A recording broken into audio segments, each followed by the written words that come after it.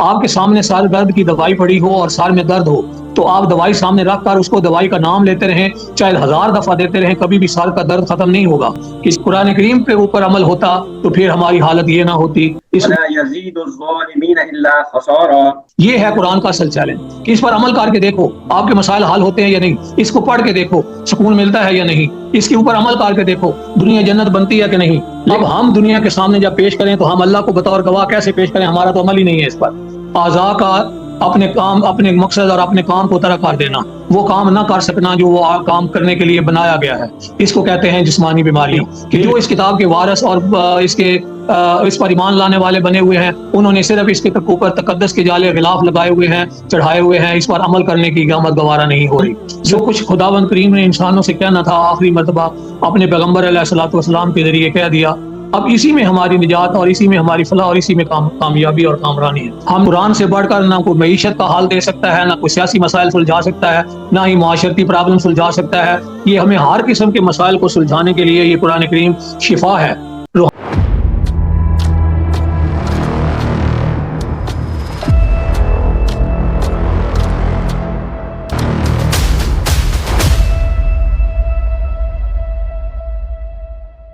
بسم اللہ الرحمن الرحیم۔ السلام علیکم، میں محمد یوسف ہوں، آپ مجھے اور نادر ایاز خان صاحب کو یوٹیوب چینل پر دیکھ رہے ہیں۔ ہمارا موضوع چل رہا ہے فضائل قرآن سے متعلق، یہ آج اس کا چوتھا پروگرام ہے۔ اعوذ باللہ من الشیطان الرجیم، بسم اللہ الرحمن الرحیم۔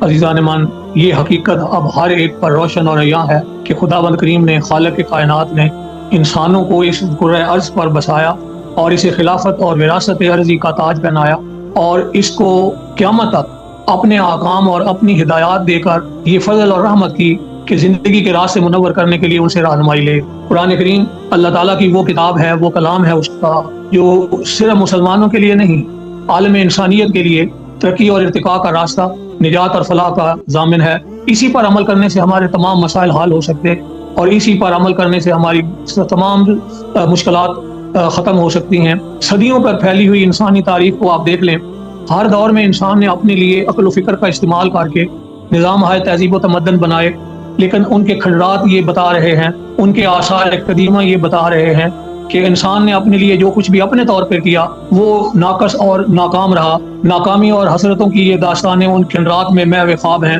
جو قومیں، جو افراد اللہ کے قانون پر چلتے رہے، اللہ کے احکام کو مانتے رہے، اللہ کے بھیجے ہوئے پیغمبروں اور انبیاء کی تعلیمات پر انہوں نے، علیہ الصلوۃ والسلام کی تعلیمات پر انہوں نے عمل کیا، وہ سرخرو رہے، وہ کامیاب رہے۔ آخری اور جامع ترین آسمانی ہدایت قرآن کریم کی شکل میں ختم نبوت کا ایک تحفہ ہمارے لیے کہ اب انبیاء کا سلسلہ ختم۔ جو کچھ خداوند کریم نے انسانوں سے کہنا تھا آخری مرتبہ اپنے پیغمبر علیہ الصلوۃ والسلام کے ذریعے کہہ دیا۔ اب اسی میں ہماری نجات اور اسی میں ہماری فلاح اور اسی میں کامیابی اور کامرانی ہے۔ ہم نے دیکھا کہ یہ کتاب کامل ہے، مکمل ہے، ناقابل تنسیخ ہے، ناقابل ترمیم ہے۔ یہ کلمات صدق اور عدل کے ساتھ تمام ہو چکے اور یہ تمام مسائل کا حل ہے، تمام جھگڑوں کو ختم کرنے والی ہے، اختلافات مٹانے والی کتاب ہے، ظلمات سے نور کی طرف لانے والی کتاب ہے، ہر قسم کی پریشانیوں کا یہ حل پیش کرتا ہے۔ اس کو اپنانے سے زندگی کے مسائل سلجھتے اور راستے آسان ہوتے ہیں۔ یہ ساری باتیں ہم دیکھ چکے۔ قرآن کریم کا تعارف لا محالہ وہی ذات صحیح کروا سکتی ہے جس نے قرآن کریم بھیجا اور جنہوں نے اس دنیا میں نافذ کیا اور انسانوں تک پہنچایا۔ میرے پیغمبر کی پوری زندگی، علیہ الصلوۃ والسلام صلی اللہ علیہ وسلم کی، خاتم الانبیاء کی پوری زندگی اس قرآن کی تصویر اور قرآن کا عملی نمونہ ہے۔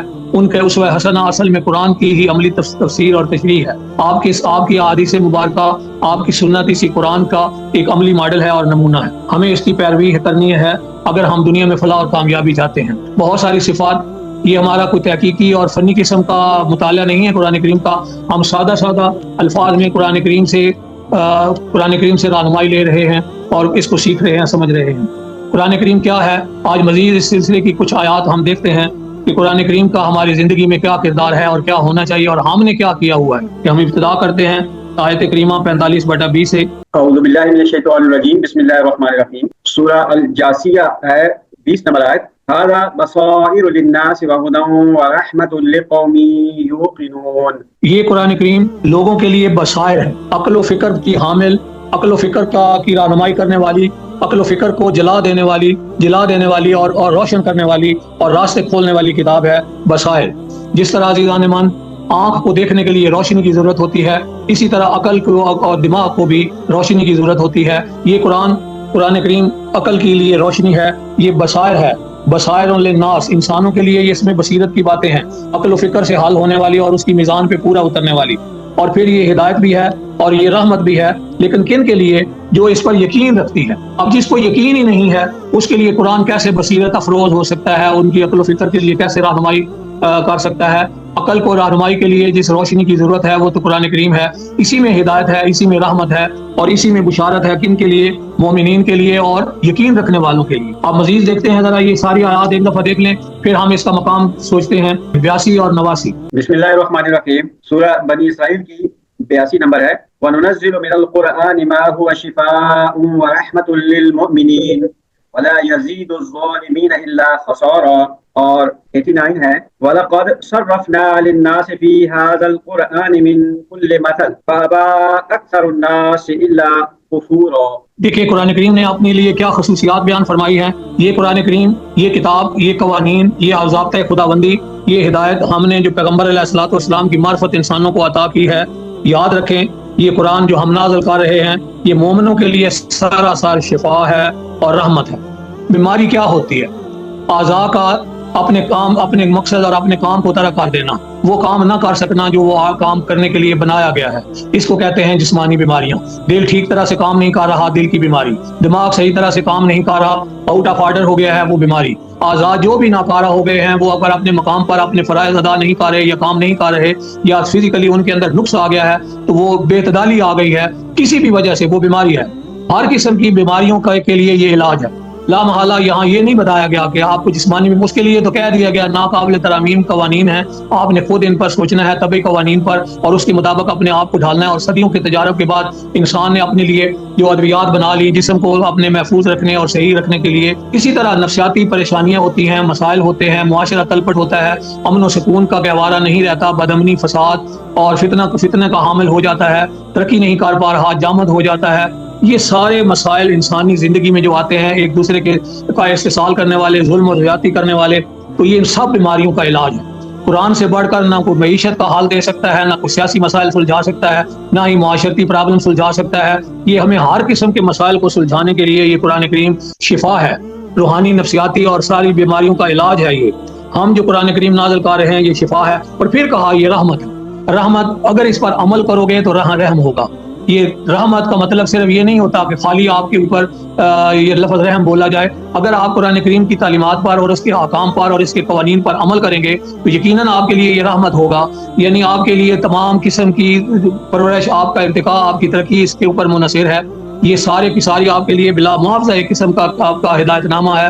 یہ رحمت ہے آپ کے لیے. جس طرح ماں کے پیٹ میں پرورش ہوتی ہے بن مانگے، بلا طلب کیے اور ماں پالنے والے کی مرضی کے مطابق، اسی طرح آپ کے اوپر بھی رحم ہوگا، رحمت ہوگی اگر قانون کے مطابق چلو گے تو. ہاں، ظالموں کو بجز نقصان کے اور کچھ نہیں ملتا.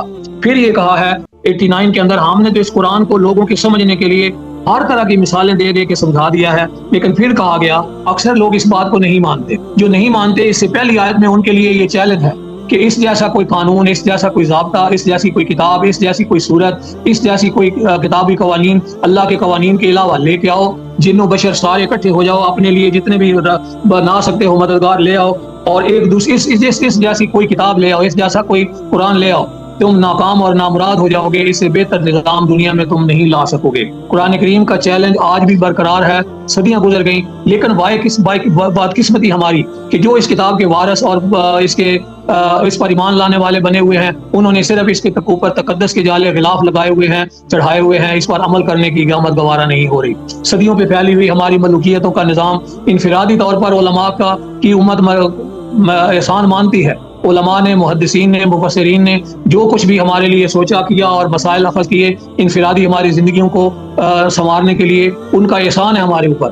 وگرنہ خلافت اور ملوکیت کے نام پر جو فرعونیت کے مظاہر دنیا نے دیکھے، وہ ہماری تاریخ جو ہے ہمیں کسی کے سامنے پیش کرنے پہ بھی شرمندہ کر دیتی ہے. میں قرآن کریم کے حوالے سے کہہ رہا ہوں کہ قرآن کریم کے اوپر عمل ہوتا تو پھر ہماری حالت یہ نہ ہوتی. اس امت سے بہتر امت کوئی نہیں، اس تعلیم سے بہتر تعلیم کوئی نہیں. پھر بھی ہم رول رہے ہیں، دنیا میں خوار ہو رہے ہیں. انسان کو سوچنا چاہیے. 6/104 اور 5. بسم اللہ الرحمن الرحیم. سورہ الانعام کی 106 اور 105 اور 106 ہیں. قد جاءکم بصائر من ربکم فمن ابصر فلنفسه ومن عمي فعليها وما أنا عليكم بحفيظ وكذلك نصرف الآيات وليقولوا درست ولنبينه لقوم يعلمون. دیکھیں آیات کریمہ میں کیا بتایا گیا ہے کہ بے شک تمہارے پاس تمہارے رب کی طرف سے حق بینی کے ذرائع پہنچ چکے، تمہارے پاس بصائر آ گئی، بصیرت کا افروز باتیں آ گئی، مجموعہ بصائر آ گیا. عقل و بصیرت کو نکالنا نہیں ہے، عقل و بصیرت کی رہنمائی کے لیے یہ کتاب آ گئی، بصیرت بصائر کا مجموعہ. جو شخص دیکھ لے گا وہ فائدہ اٹھائے گا، اور جو اندھا رہے گا وہ اپنا نقصان کرے گا. دیکھیں کیا الفاظ ہیں زبردست. جو اس کو دیکھے گا، جو اس کو اپنائے گا، جو اس پہ عمل کرے گا، وہ اس کا رزلٹ بھی دیکھ لے گا. یہ ہے قرآن کا اصل چیلنج کہ اس پر عمل کر کے دیکھو آپ کے مسائل حل ہوتے ہیں یا نہیں، اس کو پڑھ کے دیکھو سکون ملتا ہے یا نہیں، اس کے اوپر عمل کر کے دیکھو دنیا جنت بنتی ہے کہ نہیں. لیکن جو اندھا ہو جائے، جسے نظر ہی کچھ نہ آئے، مفادات کی پٹی ان کی آنکھوں پہ پڑی ہوئی ہو، اپنی ہوس اور ہرس کی پٹی بندھی ہوئی ہو، تکبر اور کبریائی ہو اس کے اندر، فرعونیت اور حامانیت کا وہ نمائندہ بنا بیٹھا ہو، قارونیت کی ذہنیت اس کے اندر کار فرما ہو، تو وہ کیسے اس نقصان سے بچ سکتا ہے. اور یاد رکھیں اللہ کریم فرما رہے ہیں کہ اس کے علاوہ کوئی بھی تمہارا نگران نہیں ہو سکتا. ہاں پھر آگے کہا ہم نے دلائل کو مختلف پہلوؤں سے بیان کر دیا. نصرف الآیات، تصریف آیات کے ذریعے سے ہم نے کھول کھول کر باتیں بیان کر دی تاکہ آپ یہ کہہ دیں، یوں کہیں کہ آپ نے کسی سے پڑھ لیا ہے، تاکہ ہم ان کو دانش مندوں کے لیے خوب ظاہر کر دیں. جو عقل مند ہیں، جو علم والے ہیں، جو دانش مند ہیں، ان کے لیے تو واضح ہے. یہاں پہ ایک لفظ استعمال ہوا ہے دراسا. کسی بھی فصل کو، دانوں کو جو گانے کے لیے لفظ ہماری پنجابی زبان میں استعمال ہوتا ہے کہ گندم کے دانوں سے دانا اور بھوسا الگ کرنے کا جو عمل اور پروسیس ہے اسے دراسا کہتے ہیں. یعنی اس طرح سے نکھارنا کہ خش و خاشاک سے دانے الگ ہو جائیں، تو وہ دانوں کو، صلاحیتوں کو نکھارنے والی یہ کتاب عظیم اور جلیل، یہ مجموعہ بصائر، یہ ہمارے لیے رحمت اور شفا. ساری آیات کو مد نظر رکھتے ہوئے دیکھیں کہ ہم قرآن کریم اپنے بارے میں کیا کچھ کہہ رہا ہے. مزید دیکھتے ہیں 10/57 میں. بسم اللہ الرحمن الرحیم. سورہ یونس کی 57 نمبر آیت ہے. یا ایھا الناس قد جاءتکم موعظۃ من ربکم وشفاء لما فی الصدور وہدی ورحمۃ للمؤمنین. یہاں پہ یہ آیت کیا فرمائی گئی؟ اس آیت میں کیا اللہ تعالیٰ نے بتایا ہے؟ یہ مومنوں کے لیے صرف نہیں ہے جو ظاہری طور پہ ایماندار ہیں یا اپنے دعویٰ ایمان رکھتے ہیں یا مسلمان کہلاتے ہیں. یہ تو انسانوں کے لیے کتاب ہے. اے انسانوں، تمہارے پاس تمہارے رب کی طرف سے ایک ایسی چیز آ گئی جو معجزہ ہے، جو نصیحت ہے، جو تمہیں ہر قسم کی مشکلات سے نکلنے کے راستے بتاتی ہے، جو تمہارے لیے آسانیاں پیدا کرتی ہے، تمہارے لیے جو الجھن والی باتیں ہیں انہیں سلجھاتی ہے، تمہارے جو مسئلے ہیں ان کا حل پیش کرتی ہے. یہ نصیحت ہے. اور جو تمہارے دلوں میں روگ ہیں، جو تمہارے سینوں میں بیماریاں ہیں، جو تمہارے حسد، بدچلنی، قارونیت، تکبر، فرعونیت، حسد، لالچ، یہ ساری جو بیماریاں ہیں، یہ معاشرے میں عملی طور پر ختم کرنے کے لیے یہ شفا ہے، اور پھر رحمت ہے، ہدایت ہے. کن کے لیے؟ ایمان لانے والوں کے لیے. پھر اگلی آیت کریمہ میں کہا کہ آپ کہہ دیجئے میرے پیغمبر کہ اللہ تعالیٰ لوگوں کو اللہ کے سوا اللہ کے اس انعام اور رحمت پر خوش ہونا چاہیے. قرآن کریم کے ملنے پر خوشی ہونی چاہیے، اس لیے کہ یہ ہر اس چیز سے بہتر ہے جو یہ اپنے لیے خود جمع کرتے ہیں. دیکھیں قرآن کریم نے کتنے لگاتار الفاظ میں یہ بات بیان کی ہے کہ یہ جشن نزول قرآن، یہ وہ تقریب ہے، یہ وہ بات ہے جو آپ کو جستی ہے، آپ کے ذمہ ہے. لیکن بات کیا ہے؟ قرآن کریم کو صرف غلافوں میں لپیٹ کر رکھ دینے سے آپ جشن منانے کے قابل ہو جائیں گے؟ اگر عید کا، رمضان کا مہینہ اور اس کے بعد رمضان کے انعامات کے طور پر قرآن کریم کی ساری گردشیں دیکھ کر اور اس کو پڑھ کر، اس کو سمجھ کر، ریفریشر کورس وغیرہ کر کے اگر خوشی منائی جائے تو خوشی تو حق بنتا ہے. لیکن اگر عمل نہ کیا جائے، خالی صرف زبانی کلامی جملے ادا کر دیے جائیں، یاد رکھیں تلاوت کا، خالی پڑھنے کا اپنے طور پہ بڑا مقام ہے، ثواب ہے اس کا، جو بھی آپ سمجھتے ہیں بیان کریں بے شک، لیکن اصل بات ہے اس پہ عمل کرنے کی. وہ اصل ثواب تو یہ ہے کہ آپ عمل کریں اس پہ. آپ کو دیکھیں آپ کے مسائل سلجھتے ہیں یا نہیں سلجھتے، آپ کی پریشانیاں حل ہوتی ہیں یا نہیں ہوتی. قرآن کریم کا دعویٰ صدیوں سے نشر ہو رہا ہے، لیکن قوم کب اس طرف آئے گی، کب قرآن کریم کے سامنے اپنے گھٹنے ٹیکے گی، کب اللہ کے حضور اس کا اصل سجدہ ہوگا، کب اللہ کے پیغام کو، یہ ان کی قدر و قیمت کو سمجھیں اور اس پر عمل کریں گے. 39/23 اور 27 کو مزید دیکھتے ہیں. بسم اللہ الرحمن الرحیم. سورہ الزمر کی 23 نمبر ہے. اللہ نزل احسن الحدیث کتابا متشابہا مثانی تقشعر منہ جلود الذین یخشون ربهم ثم تلین جلودهم وقلوبهم الى ذکر اللہ ذلك هدى اللہ یہدی به من یشاء ومن یضلل اللہ فما له من ہاد. اور 27 نمبر آیت ہے. وَلَقَدْ ضَرَبْنَا لِلنَّاسِ فِي هَذَا الْقُرْآنِ مِنْ كُلِّ مَثَلٍ لعلهم يتذكرون۔ قرآن کریم کی اپنی ان آیات میں دیکھیں کہ اللہ تعالیٰ نے احسن الحدیث، سب سے بہترین کلام، بہترین احادیث آپ کی طرف نازل کر دی ہے۔ یہ ایسی کتاب ہے جس کی تمام آیات، جس کے تمام احکام آپس میں ملتے جلتے ہیں، اور یہ بار بار دہرائی ہوئی آیات ہیں۔ ان سے ان لوگوں کے رونگٹے کھڑے ہو جاتے ہیں جنہیں اپنے رب کے قوانین کا احساس ہے، اور جو رب کے قوانین کی خلاف ورزیوں سے ڈرتے ہیں، اللہ تعالیٰ سے یہ خوف کھاتے ہیں۔ آخر میں ان کے جسم اور دل اللہ کے ذکر کی وجہ سے نرم ہو جاتے ہیں۔ پھر کہا یہ ہے اللہ کی طرف سے ہدایت نامہ، جس کے ذریعے جسے چاہے، جس کے ذریعے، اسی قرآن کے ذریعے وہ راہ راست پہ لگا دیتا ہے، اور جسے اللہ بلا دے، راہ بلا دے، اس کا کوئی ہادی نہیں۔ اللہ کریم نے انسانوں کو صلاحیت بخش دی ہے اور ان کے سامنے ہدایت بھیج دی ہے، پیغمبر بھی آپ نے بھیج دی ہے مسلسل، اور آخری نبی صلی اللہ علیہ وسلم کے ذریعے یہ کتاب بھی دے دی۔ اب جو چاہے اس سے ہدایت لے لے، جو چاہے اس سے گمراہی لے لے، اپنے مفادات کے لیے استعمال نہ کرے، انسانیت کی منفعت کے لیے استعمال کرے۔ پھر آگے دیکھیں قرآن کریم نے اگلی آیات میں کیا کہا کہ ہم نے قرآن میں کو لوگوں کو سمجھانے کے لیے ہر قسم کی مثالیں بیان کر دی ہیں، وضاحتیں کر دی ہیں، بار بار ان کو تصریف آیات کے ذریعے سے سمجھایا گیا ہے۔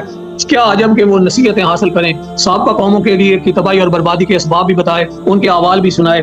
پھر کہا ہے قرآن کریم عربی زبان میں ہے جس میں کوئی کجی نہیں۔ یہ اس سے اگلی آیت ہے نمبر 28 کہ قرآن کریم میں کسی قسم کی کوئی عوج نہیں، کوئی ٹیڑھ نہیں، کوئی کمی نہیں، کوئی اس میں ایک دوسرے کے لیے باہمی تضاد نہیں ہے، کوئی کسی قسم کی ذہنی ابتلا اور پریشانی میں مبتلا کرنے والی چیز بھی نہیں ہے۔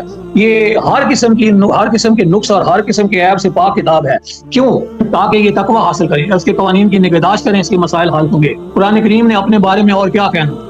یہ معجزہ ہے، یہ تذکرہ ہے، یہ ذکر ہے، یہ نصیحت ہے، یہ کامل ہے، مکمل ہے، ناقابل ترمیم اور تنسیخ ہے، اور یہ روشنی ہے، یہ ہدایت ہے، یہ شفا ہے، یہ دعویٰ ہے، یہ بصائر ہے۔ کتنی خصوصیات ہیں قرآن کریم نے جو اپنے بارے میں پیش کی، کبھی ان پر عمل کر کے دیکھیں۔